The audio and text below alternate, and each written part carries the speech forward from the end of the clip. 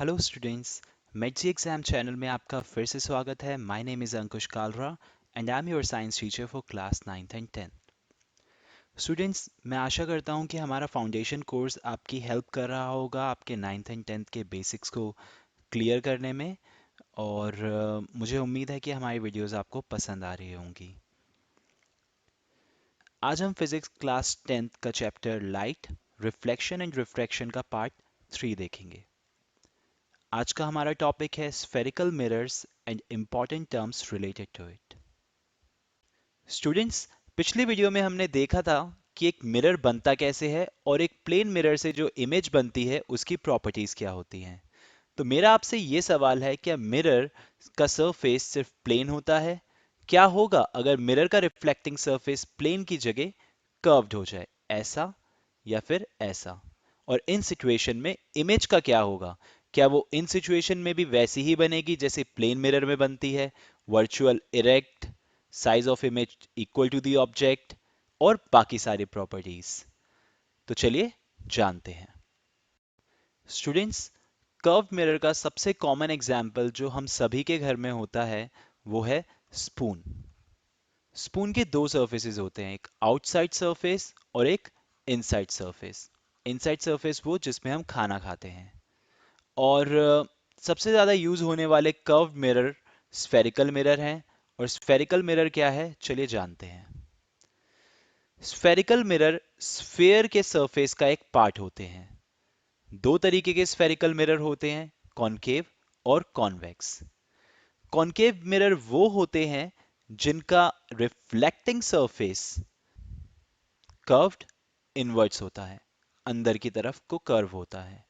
वहीं पे convex mirror वो होते हैं जिनका रिफ्लेक्टिंग सरफेस बाहर की तरफ को कर्व्ड होता है, कर्व्ड आउटवर्ड्स। और जब आप ये दोनों मिरर देखेंगे, इन दोनों मिरर में एक चीज कॉमन है, दो इनका स्टार्टिंग पॉइंट यहां और एंडिंग पॉइंट यहां है, लेकिन जब मैं इस डायग्राम को कंप्लीट करूंगा तो ये डायग्राम कुछ ऐसे दिखेगा, यानी कि part of a sphere. So that's why these mirrors are known as spherical mirror, because they are part of a sphere. Convex mirror भी sphere का ही पार्ट है। चलिए स्फेरिकल मिरर से जुड़ी कुछ इंपॉर्टेंट टर्म्स को जानते हैं। सबसे पहली टर्म है पोल। पोल क्या होता है? एक स्फेरिकल मिरर यानी कि एक कर्व्ड मिरर जो स्टार्ट यहां से हो रहा है और एंड यहां से हो रहा है, अगर मैं इसका सेंटर लूं तो वो सेंटर पॉइंट पोल कहलाएगा। तो अगर स्टार्टिंग यहां से है इससे इक्विडिस्टेंट और एंडिंग पॉइंट यहां से है, यहां से भी इक्विडिस्टेंट, यानी कि बिल्कुल सेंटर में जो पॉइंट है वो पोल कहलाएगा। इसे कैपिटल पी से भी डिनोट किया जाता है। उसके बाद बात करते हैं सेंटर ऑफ कर्वेचर की। जो एक कॉनकेव मिरर है, अगर मैं इसके डायग्राम को कंप्लीट करके सर्कल बना दूं तो इस सर्कल का जो सेंटर होगा वो सेंटर ऑफ कर्वेचर कहलाएगा। अब बात करते हैं प्रिंसिपल एक्सिस की। जो सेंटर ऑफ कर्वेचर और जो पोल है, अगर मैं इन दोनों को मिला के एक लाइन बना दूं, एक इमेजिनरी लाइन, तो वो प्रिंसिपल एक्सिस कहलाएगी। रेडियस ऑफ कर्वेचर आपका पोल और सेंटर ऑफ कर्वेचर के बीच का डिस्टेंस होता है और इसे कैपिटल आर से भी डिनोट किया जाता है। कॉन्वेक्स मिरर में भी सेम थियोरी होगी। पोल जो है वो इसके स्टार्टिंग पॉइंट और एंड पॉइंट का बिल्कुल सेंटर है। सेंटर ऑफ कर्वेचर, जो ये कॉन्वेक्स मिरर का सर्कल अगर मैं पूरा कर दूं तो इसका सेंटर सेंटर ऑफ कर्वेचर कहलाएगा। जो पोल और सेंटर ऑफ कर्वेचर को मिलाने वाली एक इमेजिनरी लाइन है उसे हम प्रिंसिपल एक्सिस कहेंगे। और पोल और सेंटर ऑफ कर्वेचर के बीच के डिस्टेंस को हम रेडियस ऑफ कर्वेचर कहेंगे, denoted by capital R. Students, यहाँ पे एक बात और इम्पॉर्टेंट है, जो हमारी प्रिंसिपल एक्सिस है वो हमेशा मिरर के सरफेस के नॉर्मल होती है। यानी कि अगर मैं इस पोल से मिरर के सरफेस पे एक टेंजेंट ड्रॉ करूं और प्रिंसिपल एक्सिस को उस टेंजेंट पे देखूं तो वो हमेशा नॉर्मल बनाएगी। इसे थोड़ा ऐसे देखिए कि ये एक कॉनकेव मिरर है और इस पॉइंट और इस पॉइंट का सेंटर ये है, यानी कि पोल। और अगर इसे मैं कंप्लीट करके एक सर्कल बना दूं तो सर्कल का सेंटर यानी कि सेंटर ऑफ कर्वेचर ये होगा। और जब मैं इन दोनों को मिला के एक प्रिंसिपल एक्सिस बनाऊंगा और इसके सरफेस पे एक टेंजेंट ड्रॉ करूंगा तो ये प्रिंसिपल एक्सिस पोल पे नॉर्मल बनेगी हमेशा। स्टूडेंट्स, जैसा कि मैंने आपको बताया था कि मिरर का जो फ्रंट सरफेस होता है वो स्मूथ ग्लास सरफेस होता है और जो बैक सरफेस होता है वो पॉलिश्ड रिफ्लेक्टिंग सरफेस होता है। बैक सरफेस ही लाइट को रिफ्लेक्ट करता है। तो ये जो कॉनकेव मिरर है इसका फ्रंट वाला पार्ट ये है और ये पॉलिश वाला पार्ट इसका बैक पार्ट है। वहीं पे अगर मैं कॉन्वेक्स मिरर की बात करूं तो ये इसका फ्रंट है, दैट इज बल्ज्ड आउटवर्ड्स। और ये जो इसका रिफ्लेक्टिंग सरफेस है जो एक पॉलिश सरफेस है वो इसका बैकवर्ड सरफेस होगा। कॉनकेव मिरर में लाइट रेज इस वाले सरफेस पे फॉल करती हैं और कॉन्वेक्स मिरर में लाइट रेज इस वाले सरफेस पे फॉल करती हैं। रिफ्लेक्ट हमेशा पीछे वाले सरफेस से ही करेंगी, हमने लास्ट वीडियो में भी देखा था। बात करें अगर पोल की, तो जो कॉनकेव या कॉन्वेक्स दोनों ही मिरर का पोल हमेशा उनके सरफेस पे होता है। So pole is always on the surface of the spherical mirror. जबकि centre of curvature, spherical mirror का जो सेंटर ऑफ कर्वेचर होता है वो मिरर का पार्ट नहीं होता, it lies outside the mirror. So, center of curvature denoted by capital C is not a part of the mirror and it always lie outside the mirror.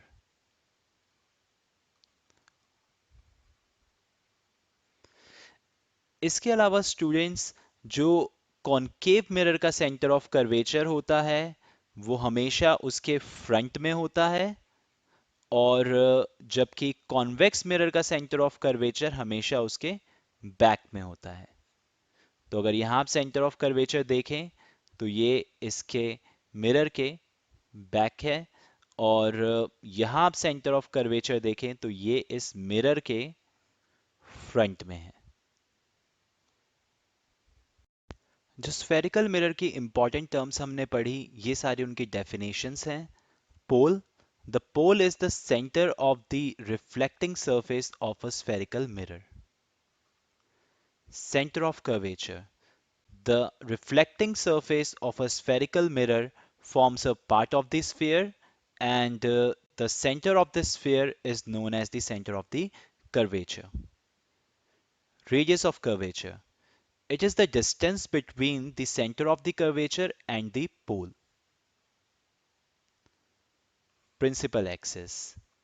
It is an imaginary straight line passing through the pole towards the center of curvature. And the principal axis is normal to the mirror at the pole.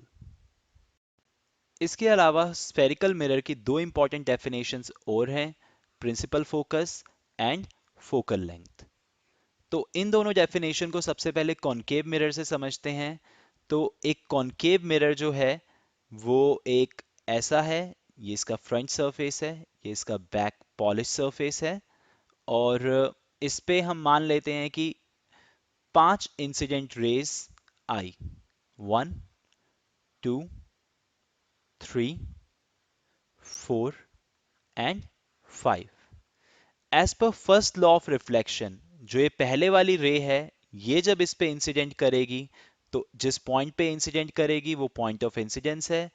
इससे मैं surface पे एक tangent draw कर लेता हूं जिससे मुझे help मिलेगी एक 90 डिग्री नॉर्मल बनाने में।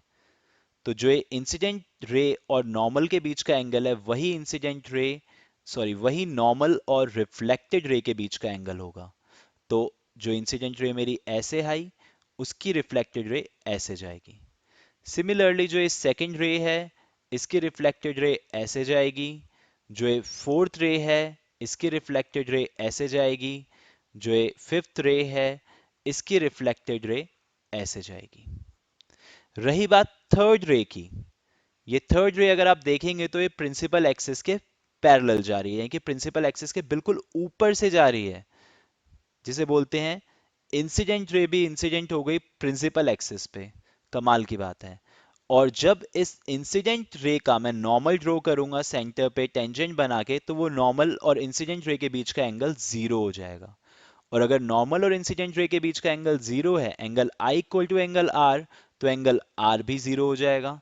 तो इसलिए जिस रास्ते से इंसिडेंट रे आई है, उसी रास्ते से ये वापस चली जाएगी। और जिस पॉइंट पे ये सारी रिफ्लेक्टेड रे आके मिलेंगी, उस पॉइंट को हम कहेंगे focus, denoted by capital F. और ये जो पोल है और ये जो फोकस है, इस फोकस के बीच के डिस्टेंस को कहा जाता है focal length, denoted by small F. So, what is principal focus? It is the point on the principal axis of the mirror at which the light rays coming parallel to the principal axis meet after reflection. In the same way, focal length is the distance between the focus of the mirror and the pole. Principal focus और focal length की position को एक बार convex mirror से भी देख लेते हैं। तो ये कॉन्वेक्स मिरर है, ये इसका पॉलिश सरफेस है। सेम 5 इंसिडेंट पैरेलल रेज आएंगी। अगर मैं कॉनकेव मिरर की बात करूं तो उसमें भी जो पांचों इंसिडेंट रे थी वो पैरेलल थी। तो ये 5 इंसिडेंट पैरेलल रे आई। जो सबसे पहली रे मिरर के सरफेस पे टकराएगी, ये मिरर का सरफेस है, टेंजेंट ड्रॉ करेंगे, टेंजेंट पे 90 डिग्री बनाएंगे, तो ये एंगल आई एंगल आर बराबर होगा। तो जिस रास्ते से पैरेलल रे की इंसिडेंट रे गई, इस रास्ते से रिफ्लेक्टेड रे जाएगी। दूसरे वाले की रे ऐसे जाएगी, फोर्थ की रे ऐसे जाएगी, फिफ्थ वाले की रे, ये पॉइंट ऑफ इंसिडेंट है, यहाँ पे टेंजेंट ड्रॉ कर लो, यहाँ पे टेंजेंट से 90 डिग्री बना लो, ये आई ये एंगल आर, तो यहाँ पे एंगल आर की रिफ्लेक्टेड रे होगी। अगर मैं थर्ड की बात करूं, पिछली बार भी मैंने आपको बताया था कि जब ये इंसिडेंट रे इस पे फॉल करेगी जो कि प्रिंसिपल एक्सिस के पैरेलल है, और अगर मैं यहाँ से टेंजेंट ड्रॉ करूं और उससे एक नॉर्मल बनाऊं, मींस इंसिडेंट रे और नॉर्मल के बीच का जो एंगल है वो 0 डिग्री है, एंगल आई एंगल आर के बराबर होता है, तो नॉर्मल और रिफ्लेक्टेड रे का बीच का एंगल भी जीरो हो जाएगा। तो इंसिडेंट रे और रिफ्लेक्टेड रे दोनों एक दूसरे पे लाई करेंगी। तो जिस रास्ते से इंसिडेंट रे गई, उसी रास्ते पे रिफ्लेक्टेड रे वापस आएगी। सो पहली रिफ्लेक्टेड रे ये है, दूसरी रिफ्लेक्टेड रे ये है, तीसरी रिफ्लेक्टेड रे ये है, चौथी रिफ्लेक्टेड रे ये है, पांचवी रिफ्लेक्टेड रे ये है। सारी डिफरेंट डायरेक्शन में जा रही हैं। और अगर कॉनकेव मिरर में तो पांचों को मिलाना बड़ा आसान था, लेकिन यहाँ पे ये पांचों तो मिल ही नहीं रही। तो यहाँ हम क्या करेंगे? तो अब हमें बिहाइंड द मिरर देखना पड़ेगा। तो बिहाइंड द मिरर अगर ये जो रिफ्लेक्टेड रे है इसको मैं कंप्लीट करूं, तो ये यहां जाएगी, और सेकंड रे यहां जाएगी, थर्ड रे ऐसे जाएगी, फोर्थ रे ऐसे जाएगी, एंड फिफ्थ रे ऐसे जाएगी। और अब ये जो बिहाइंड द मिरर ये पांचों रिफ्लेक्टेड रे मिल रही है जिस पॉइंट पे, उस पॉइंट को कहा जाएगा focus of the spherical mirror. And similarly pole और फोकस के बीच का डिस्टेंस है वो फोकल लेंथ कहलाएगा। डेफिनेशन दोनों ही सेम रहेगी, बस प्रिंसिपल फोकस की डेफिनेशन में जहां हमने उसमें बोला था coming parallel to the parallel axis actually meet after reflection, but here the reflected rays appear to meet after reflection because these are appearing, they are not actually meeting. Now the question arises, is there any relationship between the radius of curvature and the focal length of the spherical mirror? यानी कि जो एक spherical mirror होता है उसके radius of curvature, यानी कि centre of curvature, centre of the sphere, the entire sphere, और पोल के बीच का डिस्टेंस कहलाता है रेडियस ऑफ कर्वेचर। और जो फोकस होता है आपका स्फेरिकल मिरर का और जो पोल के बीच का डिस्टेंस होता है वो कहलाता है फोकल लेंथ, यानी कि डिनोटेड बाय स्मॉल एफ। तो क्या इन दोनों के बीच में कोई रिलेशन है? तो हाँ, आर और एफ के बीच में एक रिलेशन है, और वो रिलेशनशिप ये है कि जो फोकल लेंथ है वो रेडियस ऑफ कर्वेचर के ट्वाइस होती है, which means r equal to 2f। कई बुक्स में आर को स्मॉल आर से डिनोट किया जाता है, कई बुक्स में आर को कैपिटल आर से भी डिनोट किया जाता है, रेडियस ऑफ कर्वेचर। मैं आपको सजेस्ट करूंगा कि आप इसे कैपिटल आर ही लेकर चलें। और इसे हम प्रूव भी कर सकते हैं with the help of geometry, but ये हमारे कोर्स में नहीं है तो हम इसे नहीं करेंगे। हमें सिर्फ इतना याद रखना है कि r इक्वल टू 2f, और ये बहुत ही इंपॉर्टेंट रिलेशन है, और आगे जो हम न्यूमेरिकल्स करेंगे वो सारे न्यूमेरिकल्स इसी पे बेस्ड होंगे। So students, let's recall what we have studied so far. So we have studied how would the images be when the reflecting surface are curved.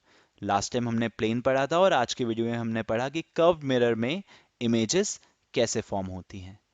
Then we read analogy of a spoon as a curved mirror.